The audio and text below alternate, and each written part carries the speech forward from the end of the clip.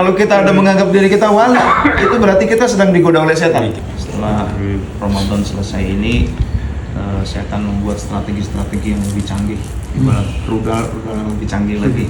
Sudah selayaknya kita tingkatkan zikir kita. Amin, amin. Di dalam surah Al-A'raf 201 atau 200 berapa itu, Allah berfirman, innal ladzina taqaw idza massahum ta'ifum minasyaitani tadzakkaru fa idahum mubsirun. Sesungguhnya orang-orang yang bertakwa apabila digoda oleh setan tadzakkaru, mereka pun menjadi berzikir kepada Allah. Mereka teringat kepada Allah. Fa idahum mubsirun, maka mereka pun menjadi orang-orang yang waspada. Nah, jadi ada godaan setan, lalu ada tadzakkaru, mereka juga punya antisipasinya. Nah, maka di dalam syarah kitab Hikam itu ada beberapa strategi setan. Yang pertama adalah at-takdzib, jadi mendustakan. Bagaimana orang-orang itu mendustakan Allah, bahkan keluar dari agama. Kita jawab antisipasi itu dengan bahwa orang-orang yang non-Islam, orang-orang yang kafir meskipun beramal itu mereka bagaikan fata morgana, kelihatannya air padahal kosong. Lalu strategi setan nggak berhenti sampai situ. Yang kedua adalah tarkul amal. Nggak apa-apa kamu Islam, nggak apa-apa kamu nggak keluar dari Islam, yang penting udahlah nggak usah beramal, toh orang Islam semua juga masuk surga, gitu kan? Nah, itu strategi setan. Yuwaswisu fi sudurin nas, membisikkan ke kalbu manusia. Nggak usah lah. Lalu kita jawab dengan ayat Allah, wa ma liya la a'budu alladhi fatarani wa ilaihi turja'un. Mengapa aku tidak beribadah kepada Allah, kepada yang menciptakan aku, dan aku juga akan kembali kepada Allah. Iya, masuk surga, tapi kalau banyak maksiat nanti mampir dulu di neraka. Satu hari fi yaumin kana miqdaruhu 50 alfasanah, di dalam surah Al-Ma'arij, satu hari itu bagaikan 50.000 tahun saking gak enaknya. 1 jam scrolling YouTube nggak terasa, scrolling TikTok nggak kerasa, tapi 1 jam sakit gigi itu kerasa banget.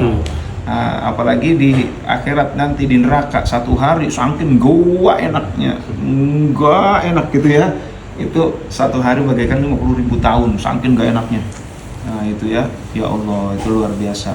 Nah jadi memang masuk surga tapi mampir dulu. Strategi setan berikutnya adalah kalau udah mau beramal, setan strateginya adalah at-taswif, entar-entaran aja dah gitu kan. Ditunda-tunda, engke gitu ya, kehela ntar jadi bangke. Nanti keburu mati gitu kan, ntar aja kapan-kapan, nanti keburu dikafani gitu kan. Nah jadi begitu, kita nggak ngerti kapan dipanggil oleh Allah Subhanahu Wa Taala. Takwa mantar aja, ibadah mantar aja kalau udah tua, iya kalau nyampe tua gitu kan. Nah itu. Nah lalu strategi berikutnya adalah al-ajalah. Kalau di entar-entar udah nggak bisa, setan malah mendukung, cepet gitu kan, tapi suruh cepet-cepet. Nah itu akhirnya sholatnya cepet-cepet, ngajinya cepet-cepet, dzikirnya cepet-cepet gitu. Pengennya bawaannya cepet-cepet aja tuh, nggak tartil, nggak khusyuk, nggak ikhlas, nggak sabar. Nah itu, jadi ketika orang yang sudah terhindar dari strategi engke-engke, kumaha engke gitu ya, malah didorong oleh setan supaya cepet-cepet. Itu luar biasa. Ada orang yang disuruh diajak kufur nggak mau, diajak meninggalkan amal nggak mau, diajak entar-entaran nggak mau, diajak cepet-cepet nggak mau, dia asik gitu ibadahnya tenang. Ada strategi berikutnya, yaitu strateginya adalah al-ijab, dibuat ujub itu ya. Bahkan di dalam kitab Hikam, maksiat yang mewariskan kerendahan itu lebih baik daripada ibadah yang mewariskan kesombongan. Jadi karena dia udah tumaknina, udah asik ibadahnya gitu ya, setan niupin lagi waswisu fi sudurin nas, nih gue itu apaan tuh gitu kan. Nah padahal kita nggak ngerti, ulama besar, orang ahli ibadah pun di akhir hayatnya bisa su'ul khotimah, tetapi ahli maksiat itu di akhir hayatnya bisa husnul khotimah. Bahkan Syekh Abdul Qadir Jailani pernah dibuat nangis oleh orang gila. Wahai Syekh Abdul Qadir Jailani, saya mau tanya, Allah Maha Kuasa nggak menjadikan orang seperti saya yang ahli maksiat lalu menjadikan seperti Anda. Oh ya bisa. Apakah Allah kuasa menjadikan orang ahli ibadah seperti Anda menjadi ahli maksiat seperti saya? Akhirnya Syekh Abdul Qadir nangis, itu kan? Ya Allah, sekelas Syekh Abdul Qadir gitu kan? Nah itu al-ijab, nggak boleh kita sombong. Ya Allah, tugas kita gimana caranya merendah gitu ya? Ini tugas berat nih, tugas berat. Bagaimana caranya supaya tetap merendah itu? Nah al-ijab. Lalu yang keenam, dakwal wilayah, menganggap diri wali. Ya Allah, ini sepertinya kamu udah sampai wali gitu kan? Itu setan itu. Kalau kita ada menganggap diri kita wali, itu berarti kita sedang digoda oleh setan. Ya kalau wali murid iya gitu ya. Tapi kalau kita udah menganggap diri waliullah, berarti kita sedang digoda oleh setan. Tuh, jadi ngeri menganggap wali itu. Ya Allah, ini luar biasa ya. Lalu strategi yang ketujuh adalah al-ihtijaj bil qadar, berlindung di balik takdir. Setan akan berkata, udahlah kamu tenang aja, kalau memang takdir Allah kamu ahli ibadah, kamu ahli surga, kamu tidur aja, kamu ujung-ujungnya jadi ahli surga, kan? Dan kalau kamu memang ditakdirkan oleh Allah jadi neraka, meskipun kamu ahli ibadah sekarang, ntar juga jadi ahli neraka. Ya udah kamu pasif aja, gitu kan? Ini pinter-pinternya setan tuh ya. Suatu saat ada seorang waliullah bernama Abdul Aziz Dabagh. Syekh Abdul Aziz Dabagh ini seorang waliullah, dan suatu saat malaikat datang kepada beliau. Kaget malaikat, kenapa? Karena Abdul Aziz Dabagh ini waliullah, tetapi ternyata di Lauhil Mahfuz tercatat sebagai ahli neraka. Wahai Syekh Abdul Aziz, saya mau ngabari, Anda ini ahli ibadah tapi kok tercatat sebagai ahli neraka ya? Kata Abdul Aziz Dabagh, kalau memang itu keputusan Allah, pokoknya apapun takdir Allah, apapun pilihan Allah, saya ridho dengan pilihan Allah.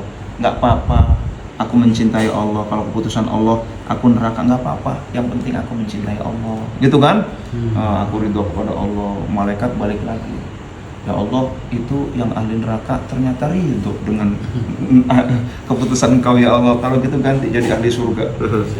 Turun lagi malaikat, wahai Abdul Aziz Dabagh, ini takdirnya diubah nih. Sekarang ternyata engkau jadi ahli surga. Alhamdulillah. Kemarin aja saya udah alhamdulillah, sekarang lebih alhamdulillah lagi gitu ya. Tapi malaikat, saya mau tanya, waktu itu kok saya jadi ahli neraka, itu apa penyebabnya ya? Gitu kan? Akhirnya malaikat cerita begini. Pada suatu saat ketika umur kamu belasan tahun, itu ibu kamu mau nyuruh kamu membeli sesuatu di pasar, masak tapi kurang, bumbunya dikit apa gitu kan. Tetapi ketika ngelihat kamu mau disuruh, kok kamu tidur. Nah itu, padahal kamu tiduran supaya nggak disuruh sama ibu, gitu kan.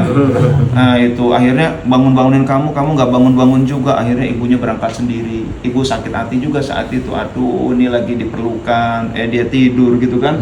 Padahal kamu itu sedang membohongi ibu kamu. Itulah penyebab Allah murka dan Allah marah kepadamu. Ya Allah, itu ya. Jadi akhirnya sejak saat itu Abdul Aziz Dabagh itu mendakwahkan, pokoknya orang tua itu pokoknya harus diturutin, jangan sampai membantah perintah orang tua. Meskipun Anda ibadahnya luar biasa, tapi kalau orang tua nggak ridho kepada Anda bisa jadi ahli neraka. Tuh, luar biasa ya. Strategi ketujuh adalah al-ihtijaj bil qadar, berlindung di balik takdir, supaya kita ini jauh dari ibadah kepada Allah, tapi kita lawan dengan pokoknya apapun yang Allah takdirkan kepada kita. Tugas kita adalah ridho dengan takdir Allah. Tugas kita adalah mencintai Allah sekaligus mencintai takdir dan pilihan-pilihan Allah. Demikianlah, mudah-mudahan kita ini bisa terhindar dari godaan setan dengan taufik, hidayah, ma'unah dari Allah Subhanahu wa taala, dan kita tetap istiqomah di dalam bimbingan guru kita. Amin ya rabbal alamin. Kurang lebihnya mohon maaf. Terima kasih. Wallahu muwaffiq ila aqwamit thoriq. Assalamualaikum warahmatullahi wabarakatuh. Waalaikumsalam warahmatullahi wabarakatuh.